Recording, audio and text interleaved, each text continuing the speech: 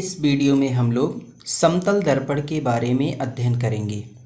आइए समतल दर्पण के बारे में जानते हैं। ऐसा दर्पण जिसका परावर्तक पृष्ठ क्या होता है, समतल होता है, क्या कहलाता है, समतल दर्पण।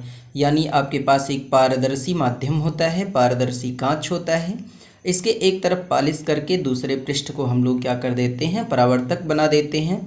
क्या कहलाता है, समतल दर्पण कहलाता है। यदि इसका परावर्तक पृष्ठ क्या है, समतल है। यानी ऐसा दर्पण जिसका परावर्तक पृष्ठ क्या होता है, समतल होता है, समतल दर्पण कहलाता है।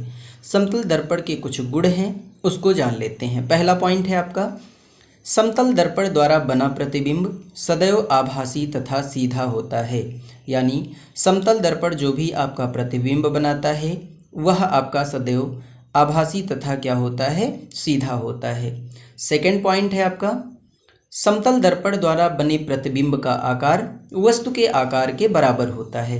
यानी समतल दर्पण जो भी प्रतिबिंब बनाता है उसका जो आकार होता है वह वस्तु के आकार के क्या होता है, बराबर होता है। अगला पॉइंट आपका थर्ड है, प्रतिबिंब दर्पण से उतनी ही दूरी पीछे बनता है जितनी की वस्तु दर्पण के आगे होती है। यानी आपका दर्पण के सामने जितनी दूरी पर आपका वस्तु रखा है, दर्पण से पीछे की ओर उतनी ही दूरी पर आपका क्या बनेगा, प्रतिबिंब बनेगा। अर्थात दर्पण से वस्तु के बीच की दूरी वह आपका दर्पण से प्रतिबिंब के बीच की दूरी के क्या होगा, बराबर होगा। अगला आपका चौथा पॉइंट है, स्मॉल एच ऊंचाई के मनुष्य को अपना पूर्ण प्रतिबिंब देखने के लिए समतल दर्पण की आवश्यक न्यूनतम ऊंचाई h/2 होनी चाहिए।